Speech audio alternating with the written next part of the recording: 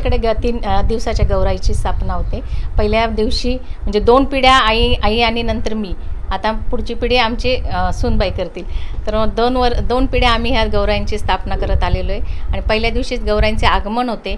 ज्येष्ठ आणि कनिष्ठ अशा दोन्ही गौराई घरी येतात, दोघी बहिणी असतात, त्यांची आम्ही विधिवत स्थापना करतो। त्यांना त्या दिवशी भाजी भाकरीचा नैवेद्य देतो। त्यांना आम्ही जसं आपल्या नटतो तसं त्यांना खूप छान नटवतो। दुसऱ्या दिवशी त्यांच्या पूजेचा मेन मान असतो, तेव्हा सोया भाज्या, खीर, कढी, वडे सगळं असं मिष्टान्नाचं जेवण करतो आम्ही त्यांना। आणि उद्या त्यांची पाठवणी करतो शेवटच्या दिवशी। आणि पाठवणी करताना त्या आपल्याला जसं वाईट वाटतं माहेरून येताना, तसं त्यांच्या डोळ्यात आपोआप पाणी तरळत असतं आणि त्यांना आम्हाला विसर्जन करताना खूप मला तर वाईट वाटतं। आणि आज हे सगळं माझी सासूबाईंनी इतके वर्ष परंपरा चालू ठेवली, आता इथून पुढे मी चालू ठेवेल।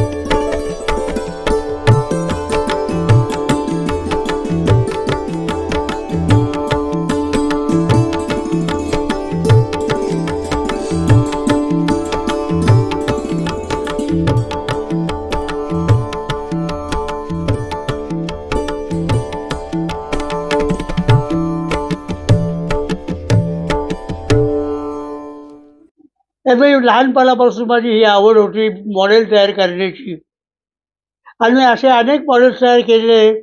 आणि साईबाबांचं समाधी मंदिर मूळ स्वरूपामध्ये मॉडेल करावं असं डोक्यात होतं।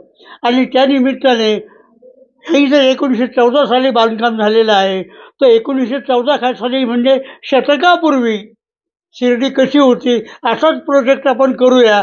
आणि मग ती सुरुवात झाली। सुरुवातीला जे केलं ते समाधी मंदिर। हे समाधी मंदिर जे आहे हा ओरिजिनली बुटीवाडा आणि खरा तो राजवाडा आहे, लक्षात घ्या। साई राजा तिथे आहे। हा बांधकाम करताना गोपाळराव बुटी नागपूरचे बाबांचे परम भक्त, ते सुद्धा चमत्कारामुळे बाबांचे भक्त झालेले होते। त्यांची बाबांवर नितांत श्रद्धा होती आणि आपलं उर्वरित आयुष्य शिर्डीमध्ये राहायला मिळावं म्हणून त्यांनी हे वास्तू बांधकाम केलेले बाबांच्या परवानगीने। कारण बाबांच्या परवानगीशिवाय कुणी काही करू शकत नव्हतं, आजही नाही। तर ही बांधकाम करताना बाबांनी सूचना केल्या, जिना कठडे, सज्जा, जिरा, दरवाजे, बावडी, स्वयंपाकघर, ह्या सगळ्या ज्या गोष्टी आहेत त्या बाबांनी सांगितलेल्या आहेत.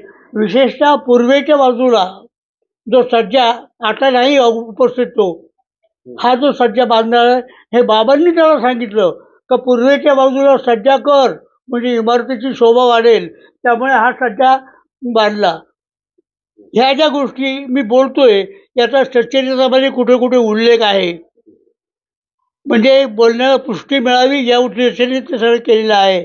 आणि एक आहे 100 वर्षापूर्वीची शिर्डी, शिर्डीकरांना दाखवावी अशी मनोमन इच्छा आहे. केव्हा पूर्ण करते बाबांची इच्छा बरोबर.